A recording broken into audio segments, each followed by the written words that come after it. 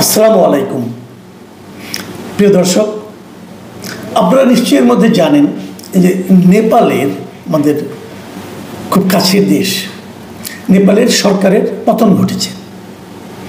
মানে নেপালের পুরো মন্ত্রিসভা পদত্যাগ করেছে, পালিয়ে গেছে এবং অনেকের বাড়ি ঘরে আগুন দেওয়া হয়েছে, নেপালের পার্লামেন্ট ভবনে পর্যন্ত আগুন দেওয়া হয়েছে। মানে সব মিলিয়ে বাংলাদেশে যে ঘটনা ঘটেছিল গত বছরের অগাস্ট মাসে 5ই আগস্ট, ঠিক সেরকম একটা ঘটনা। সেনাবাহিনীর হেলিকপ্টার যে বিভিন্ন মন্ত্রীদেরকে যার যার বাড়ি থেকে উঠিয়ে নিয়ে নিরাপদ জায়গায় সরিয়ে নিয়েছে। এবং এই আন্দোলনটা হয়েছে মাত্র 2 দিনের আন্দোলন। 2 দিনের আন্দোলনে এই সরকার মানে তাসের ঘরের মতো হুড়মুড় করে ভেঙে পড়েছে। অথচ এটা কিন্তু অনেক পুরনো একটা গভর্নমেন্ট, অনেক দিন ধরে এই বর্তমান যে প্রধানমন্ত্রী কেপি ওলি, উনি অনেক দিন ধরেই কিন্তু প্রধানমন্ত্রী হিসেবে দায়িত্ব পালন করছিলেন। কংগ্রেসের সমর্থন নিয়ে উনি মোটামুটি একটা ভালোই চালাচ্ছিলেন বলে মনে করা হচ্ছিল। কিন্তু আসলে দুর্নীতি বাসা বেঁধেছিল ভেতর থেকে। কাঠের আসবাবপত্র দেখবেন যে ঘুণে ধরে, ঘুণ কিন্তু ভেতর থেকে খেয়ে খেয়ে যায়, বাইরে থেকে খুব একটা বোঝা যায় না। যখন ভেঙে পড়ে হুড়মুড় করে ভেঙে পড়ে। এখানেও একই জিনিস হয়েছিল, দুর্নীতি বাসা বেঁধেছিল, মানুষ ক্ষুব্ধ হয়ে উঠেছিল। কিন্তু সেই ক্ষোভগুলো হঠাৎ করে একত্রিত হয়ে ওই ক্ষোভের মধ্যে, ক্ষোভের সেই যে উত্তপ্ত ক্ষোভ, তার মধ্যে স্ফুলিঙ্গ হিসাবে আবির্ভূত হলো সোশ্যাল মিডিয়া বন্ধ করার ঘোষণা। যে জিনিসটা আপনার আমাদের কথা ভাবেন একবার, আমাদের এই সরকার কিন্তু যে যতই বলুক, যে যতই দাবি করুক, আমাদের এই সরকার কিন্তু ওই বৈষম্য বিরোধী আন্দোলনের কারণে তার পতন ঘটেনি। পতন ঘটেছিল মানুষের পুঞ্জীভূত ক্ষোভের কারণে। সারা দেশে সকল শ্রেণীর মানুষের মধ্যে আওয়ামী লীগের সরকারের বিরুদ্ধে এক ধরনের ক্ষোভ ছিল, এক ধরনের রাগ ছিল। সে রাগটা কিসের ছিল?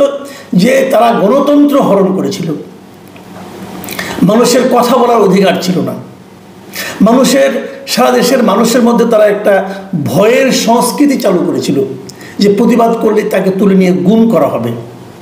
আর কি ছিল? আর ছিল অপরিমিত দুর্নীতি।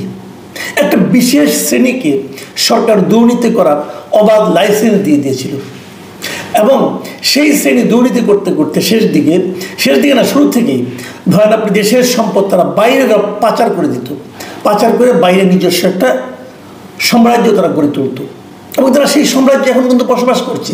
ঠিক সময় তারা সবাই কিন্তু পালিয়ে গেছে। তো এই যে ঘটনাগুলো, এগুলো মানুষকে ক্ষুব্ধ করে তুলেছিল। সেখানে স্ফুলিঙ্গ হিসাবে আবির্ভূত হয়েছিল সেই কোটা বিরোধী, বৈষম্য বিরোধী ছাত্র আন্দোলনের ওদের কোটা বিরোধী আন্দোলন সেটা। এবং ধীরে ধীরে ধীরে ধীরে সে আন্দোলন চূড়ান্ত রূপ ধারণ করেছিল। এবং কবে চূড়ান্তভাবে মানে আন্দোলনটা আরও বেশি বেগবান হলো? যখন হাসিনা সরকার ইন্টারনেট বন্ধ করে দিল। মানে ইন্টারনেট, তারা ভেবেছিল ইন্টারনেট বন্ধ করে দিলে বোধহয় কেউ কারোর সঙ্গে যোগাযোগ করতে পারবে না, আন্দোলন থেমে যাবে। ঠিক একই ধরনের ঘটনা কিন্তু নেপালে ঘটেছে। নেপালে কি ঘটেছে? নেপালে তারা সোশ্যাল মিডিয়া বন্ধ করেছে। 26টা সোশ্যাল মিডিয়া তারা বন্ধ করে দিয়েছে। এবং সেই বন্ধ করা সেগুলোর মধ্যে কী ছিল? যে ইউটিউব, ফেসবুক, এগুলো সব বন্ধ করে দিয়েছে, ইনস্টাগ্রাম বন্ধ করে দিয়েছে। তাদের যুক্তিটা ছিল যে এদের সঙ্গে নাকি সরকারকে বলেছে, ওরা সরকার ওই কোম্পানিগুলিকে বলেছিল তোমরা আমাদের এখানে রেজিস্ট্রেশন করো, তারা রেজিস্ট্রেশন করছে না, এই জন্য বন্ধ করে দিয়েছিল। বাট সাধারণ মানুষ জানতো এটা ছিল একটা অজুহাত মাত্র। মূল কারণ হলো যে এই সোশ্যাল মিডিয়াগুলোর মাধ্যমে মানুষের প্রতিবাদটা ধীরে ধীরে বাড়ছিল। মানুষ তাদের দুর্ভোগের কথা, তাদের প্রতিবাদের কথা, তাদের চাহিদার কথা এইসব সোশ্যাল মিডিয়ার মাধ্যমে প্রচার করছিল।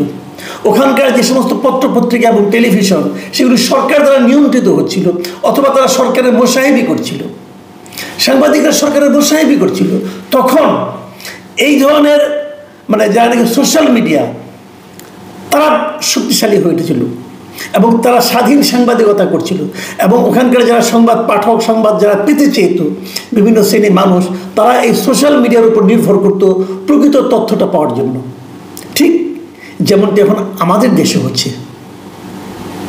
আমাদের দেশেও কিন্তু আপনি দেখবেন সোশ্যাল মিডিয়া কিন্তু দিন দিন পাওয়ারফুল হয়ে উঠছে। মানুষ এর উপর নির্ভর করছে। মানুষ কিন্তু সেই কনভেনশনাল মিডিয়াগুলোর উপর নির্ভর করছে না। একটা প্রকৃত তথ্য পাওয়ার জন্য, তথ্যের ভেতরের কথা জানার জন্য তারা কিন্তু সোশ্যাল মিডিয়ার উপর ডিপেন্ড করছে। যখন আমি নেপালের কথা একটা ফিরে আসি, পরে আবার আমাদের প্রসঙ্গে আসবো শেষ দিকে। তো নেপালে কি হলো, এই সোশ্যাল মিডিয়া যখন বন্ধ করে দিল, তখন তাদের এই ইয়াং শ্রেণী যাদেরকে আমরা জেন জি বলি, এই ইয়াং শ্রেণী তারা ক্ষিপ্ত হয়ে উঠলো। আপনারা নিশ্চয়ই জেন জি বিষয়টা বুঝেন, আমি তবু একটু বলি। খুবই কিন্তু আলোচিত একটা ঘটনা যে মানুষ বলে যে জেন জি জিনিসটা কি, মানে জেন জি যে আমরা বলি ব্যাপারটা কি আসলে। ব্যাপারটা আসলে কিছু না, এই জেনারেশনগুলিকে তারা কিন্তু বিভিন্ন সময়ে সারা দুনিয়ার মানুষ হয় এই জেনারেশনগুলিকে একটা তাদের জন্ম সাল অনুযায়ী ভাগ করেছে। যেমন 1946 সাল থেকে 1964 সাল পর্যন্ত এই যে 20 বছর, এই 20 বছর সময়ের মধ্যে যারা জন্মগ্রহণ করেছে তাদেরকে বলা হয় বেবি বুমার্স। তারপর 1965 সাল থেকে 1980 সাল পর্যন্ত যে জেনারেশনটা, এই সময় যারা জন্মগ্রহণ করেছে তাদেরকে বলা হয় জেনারেশন এক্স। বেবি বুমার যারা, তাদের কাছে সাধারণত কী ধরনের প্রযুক্তি থাকতো, রেডিও, টেলিভিশন, এই পর্যন্ত কিন্তু তারা এইগুলো দেখে দেখে বড় হয়েছে। আর যারা জেনারেশন এক্স, তারা দেখেছে পিসি, মানে এই আপনার personal computer, video game, cable TV, তারা এইগুলি দেখে দেখে বড় হয়েছে। আর তারপরে আসে যে মিলেনিয়াস। এই মিলেনিয়াস যে জেনারেশনটা, এই জেনারেশনটাকে বলা হয় জেন ওয়াই।